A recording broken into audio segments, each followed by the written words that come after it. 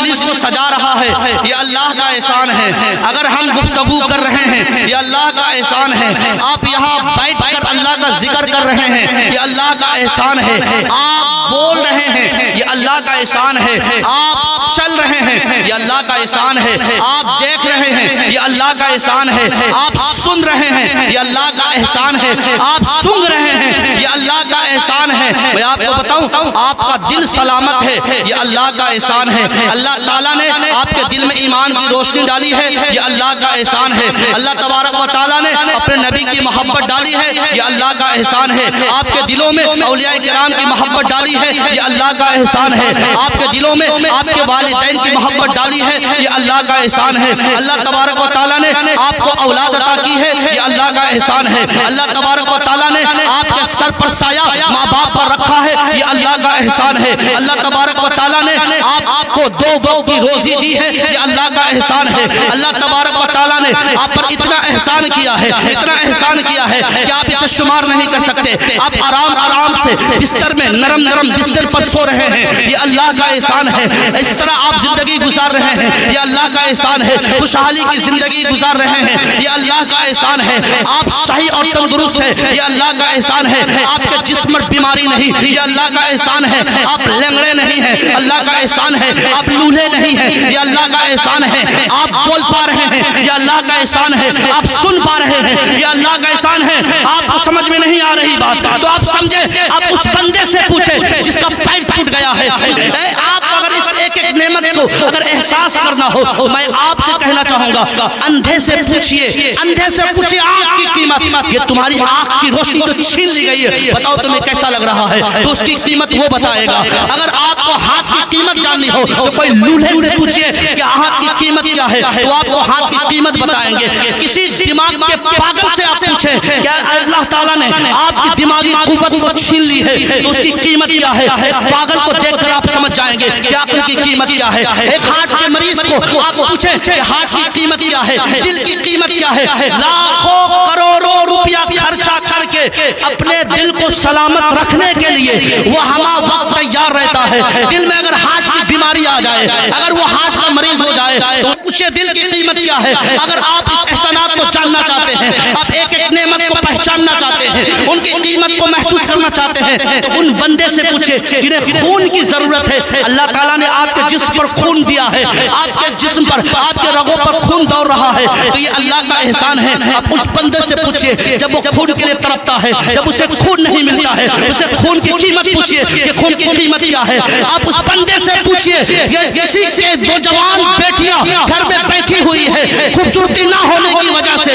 ان کا رشتہ نہیں آ رہا، آپ کو اللہ تعالیٰ نے خوبصورتی عطا کی ہے، آپ کو حسن و جمال دیا ہے، آپ ان سے پوچھیں کہ تمہارے حسن و جمال کو جو چھین لیا گیا ہے تمہارا رشتہ نہیں آ رہا اس کی قیمت تو بتاؤ، وہ آپ کی قیمت بتائیں گے، آپ ان بندوں سے پوچھئے آپ دو وقت رزق پا رہے ہیں، دو وقت آرام کی زندگی گزار کر کھانا کھا رہے ہیں، ان بندوں سے پوچھئے جنہیں دو وقت کا کھانا نہیں ملتا ہے، آپ ان بندوں سے پوچھئے آپ نرم نرم بستر پر سو رہے ہیں، نرم نرم گدے پر آرام کر رہے ہیں، آپ ان بندوں سے پوچھئے جو فٹ پاتھ پر پنی کے نیچے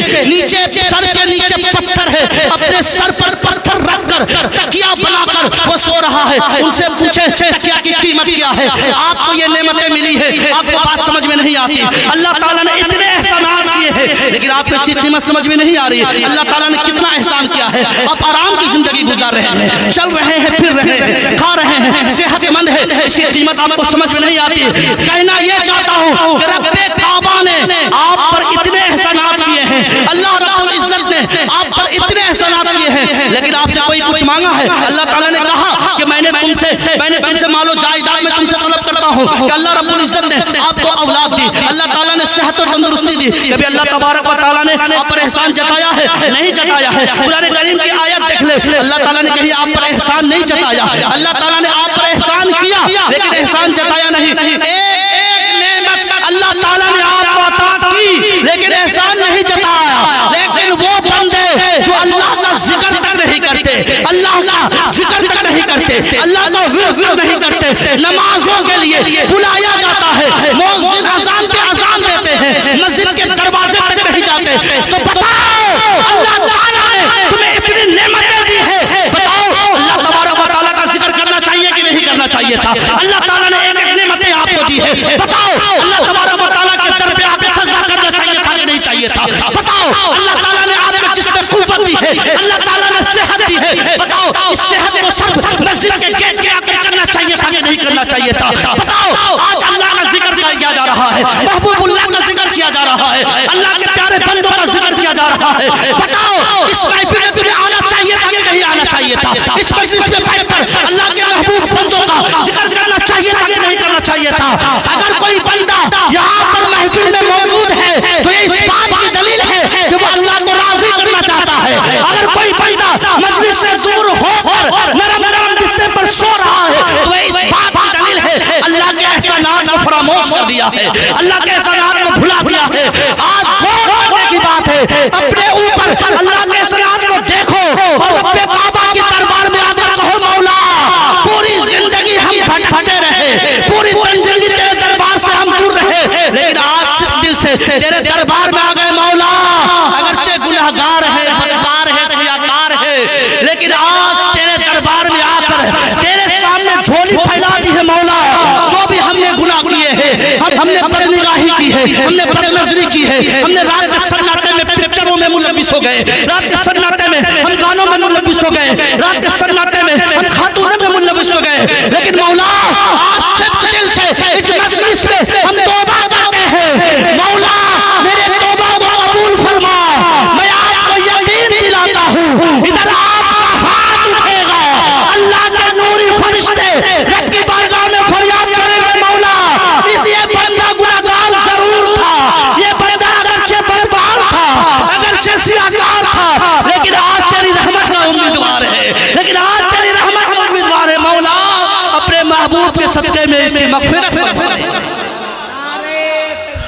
اللہ اکبر۔